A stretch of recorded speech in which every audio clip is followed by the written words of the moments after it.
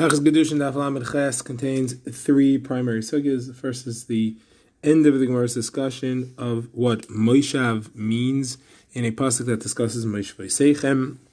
We'll try to bring proof from the bringing of the Korban Omer and Kal Yisrael's entry into Eretz Yisrael. This will take us to a discussion of the date of the birth and the death of Moshe Rabbeinu, and then we'll get into our last sugya, which is Chadash, Arla, and Kilayim, when they began and where they apply.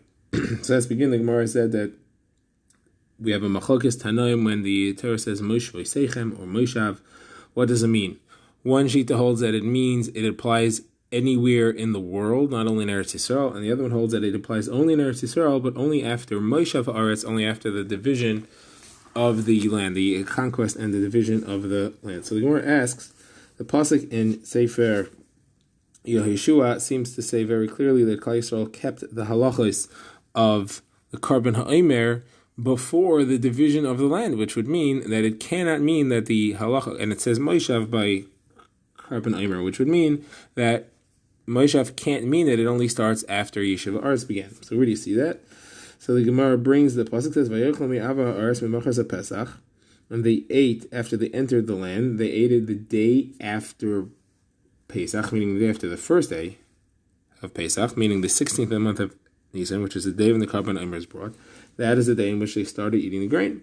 So you see that they only started on the day that the Korban Omer was brought. You see they kept Korban Omer, even though it was before the time when the division and the conquest was completed.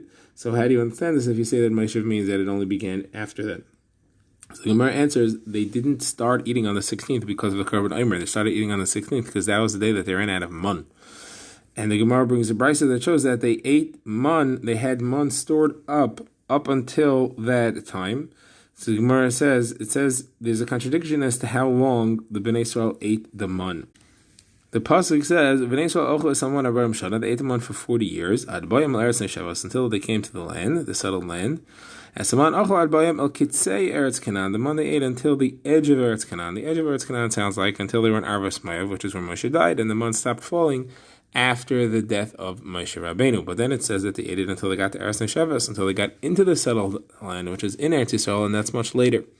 So Gemara says, very simple. The mun stopped falling on the day that Moshe Rabbeinu passed away, and that's when they stopped eating fresh mun. However, the head mun they were able to store and keep until 30 days later, or until quite a few days later, and they ate it until the 16th of the month of Nisan, and that's when that mun ran out.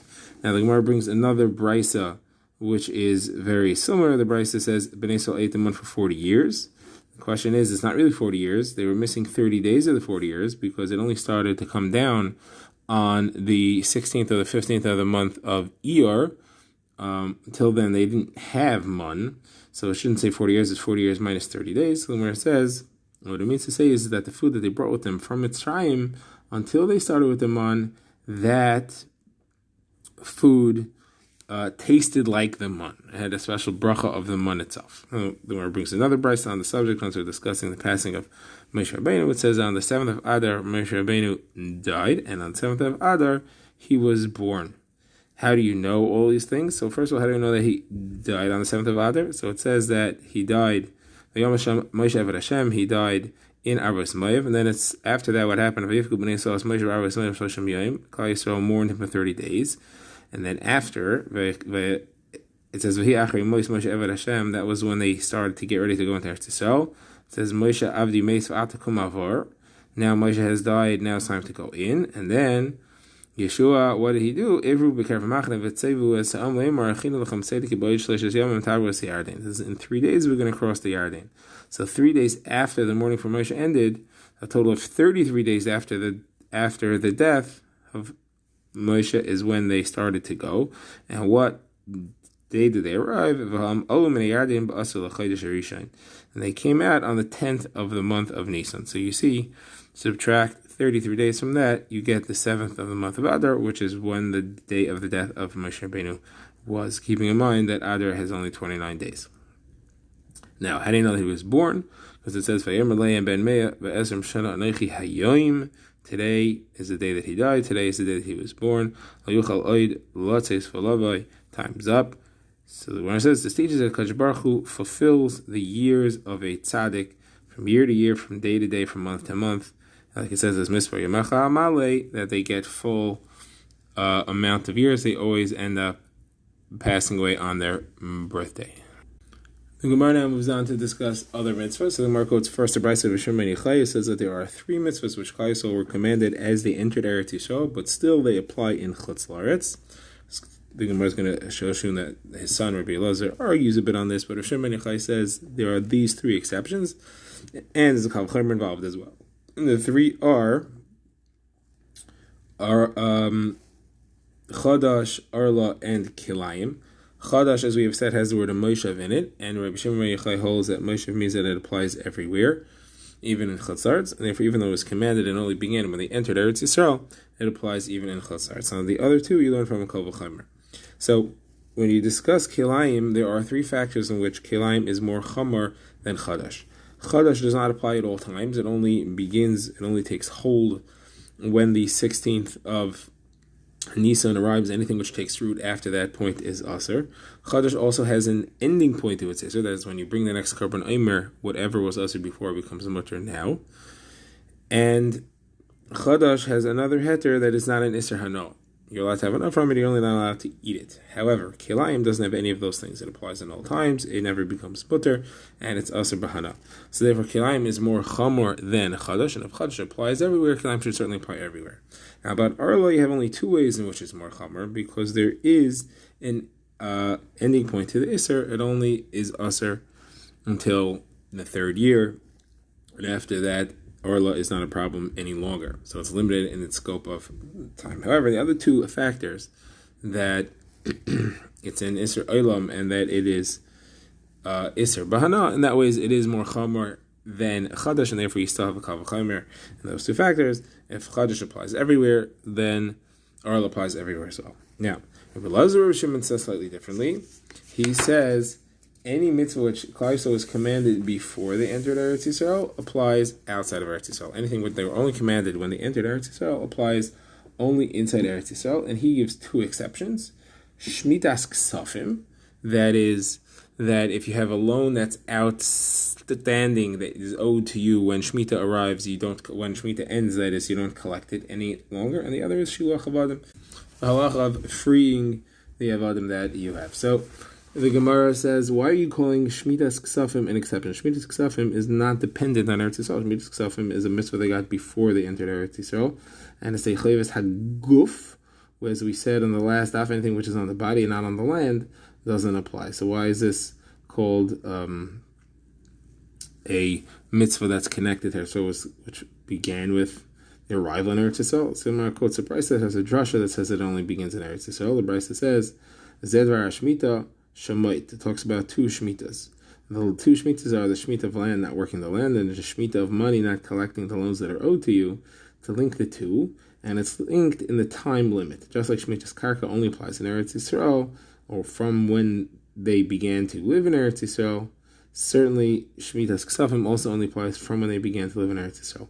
And therefore, it only really begins in Eretz Yisrael, and the exception is that it continues even outside Eretz Yisrael. So Gemara says, well, how do you know that that's the linkage between the 2 types of Shemitah? Maybe the linkage between the 2 types of Shemitah isn't in the place which it is. Maybe only in Eretz Yisrael you have Shemitah's Karka, and therefore only in Eretz Yisrael you have Shemitah's Ksafim. So the Gemara says, no, the pasuk says, Kikar Shemitah la Hashem, and that applies in any place. The Gemara now asks about Shiluach Avadim, the halach that one should send and have it every free on Yovel. So Gemara says that also is a Chayvus Haguf, that's an obligation on one's body, nothing to do with the land. Why do you say that that's an exception to the rule of land?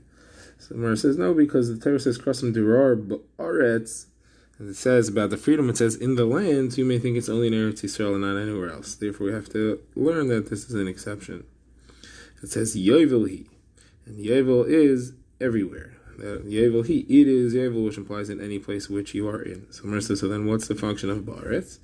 Teach me that Yovel only works outside of Eretz Yisrael at the time that it works in Eretz Yisrael. If you don't have Yovel in Eretz Yisrael, there's no Yovel at all. Okay, the Gemara now goes into comparing the halachas of Orla, Kilayim, and Chadash. The Gemara quotes a Mishnah that says, Chadash in Chutz La'aretz is Asher D'Oraisa. Orla in Chutz La'aretz is a halacha. The Gemara will explain what that means. And Kilayim in Chutz La'aretz is a dirabanan. Okay, what Orla is halacha? What does that mean? So it's a machlekes. So here the name of Shmuel says it's a hilchas medina, meaning it is a custom that Klarsal accepted upon themselves to treat it as if it's aser, but it's not really aser. And says the name of Rabbi Yochanan that it is halacha meshmi Sinai. Said Rabbi Yehuda, according to me, that's halacha meshmi Sinai. Understand why it is stricter than Kilayim, but according to you, that it's just something that they accepted, it has the status of a derabanan. It should be the same halachos as Kilayim. We're going to see that there are different halachos. Markotz and Mishnah. What is the halacha of a suffix orla? And what is the halacha of a suffix Kilayim? So both of them are Asar in Eretz Yisrael. Both of them are mutter b'di eved in Syria.